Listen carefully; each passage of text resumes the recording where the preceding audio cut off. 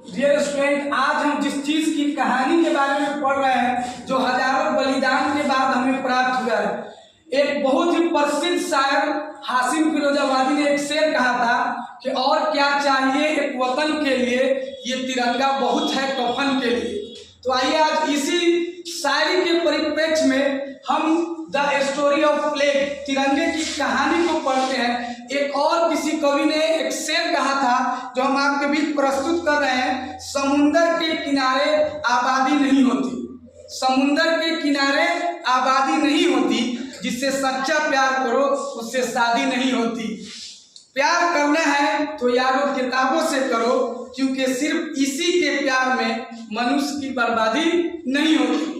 तो आइए इसी शायरी के परिप्रेक्ष्य के साथ हम स्टार्ट करते हैं द स्टोरी ऑफ प्लेग, तिरंगे की कहानी, जो हजारों बलिदान के बाद हमारे पूर्वजों ने इस चीज को प्राप्त किया है। आज उसी की कहानी पे हम नजर डालते हैं। भारतीय झंडा अधिनियम 26 जनवरी 2002 को लागू हुआ। भारतीय झंडा जो अधिनियम है वो पूछा जाएगा कि कब लागू हुआ, तो आप बताइएगा 26 जनवरी 2002 को लागू हुआ। भारत को स्वतंत्रता प्रदान करने की बात, भारत को स्वतंत्र करने की बात जब हुई तो 3 जून 1947 को लॉर्ड माउंटबेटन ने घोषित किया। किसने किया था? लॉर्ड माउंटबेटन ने घोषित किया था। कब किया? 3 जून 1947 को। इसी तरह से हम आगे बढ़ते हैं।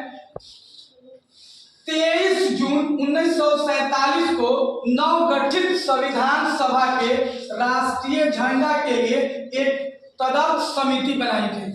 तदर्थ समिति मतलब झंडा का प्रारूप क्या होगा, झंडा किस तरह का होगा, उसकी लंबाई और चौड़ाई कैसी होगी, इस पर बात करने के लिए एक नव संगठित संविधान सभा का गठन किया गया था। झंडा समिति के सदस्य डॉक्टर राजेंद्र प्रसाद थे। कौन थे? डॉक्टर राजेंद्र प्रसाद थे। और सरोजिनी नायडू, के.एम. मुंशी और बाबा साहब भीमराव अंबेडकर थे। इसके अध्यक्ष अगर पूछा जाए कि झंडा समिति के अध्यक्ष कौन थे, तो आप बताइएगा डॉक्टर राजेंद्र प्रसाद थे, सरोजिनी नायडू और के.एम. मुंशी और बी.आर. अंबेडकर थे। ये वही बाबा साहब अंबेडकर थे जिन्होंने सबको एकता और समानता के